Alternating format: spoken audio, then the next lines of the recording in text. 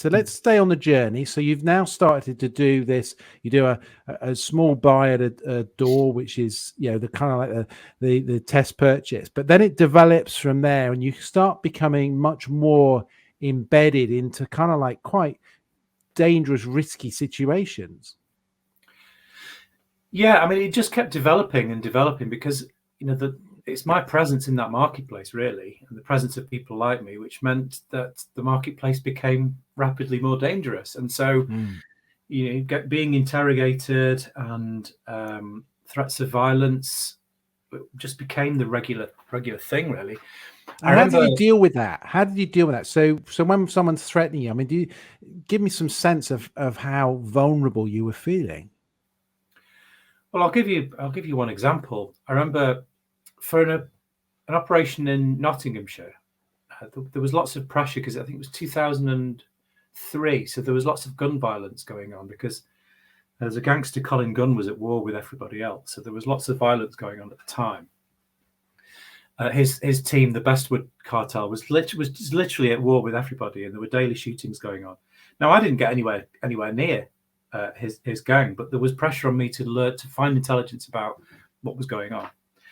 But the closest I got was an introduction to one of his lieutenants. And when I met the guy, he turned up in a car, and he had his 12-year-old son sat next to him in this car. And it was a bizarre situation because his 12-year-old son was wearing exactly the same two-piece tracksuit, exactly the same gold chain around his neck, the same shaved head and the same trainers.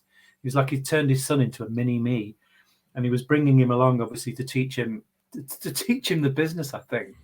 But anyway, he interrogated me, the father did, with a knife pressed into my groin. Yeah. And it felt like about 15 minutes, maybe a bit less. And that's really unsettling. It's really difficult to stay focused. And the classic interrogation was rephrasing questions and trying to catch you out. Trying to catch you out on a change of what you were saying or claiming.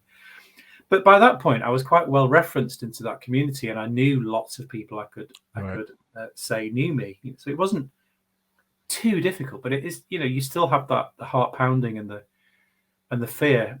And the intelligence about this guy was that he was over fond of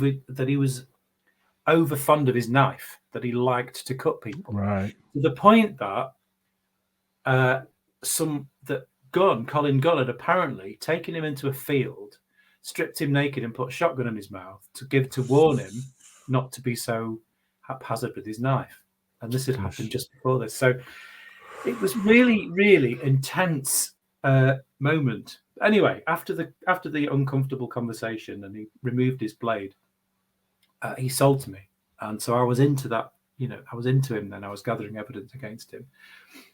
But I mean, you asked how I dealt with it. Well, I mean, I discovered that I had an advantage that some people have in adrenaline situations. In that, whenever I was in a situation where I felt in that level of fear, and you get the adrenaline jolt, the effect that I had was that I had the feeling that I had all the time in the world to think it through.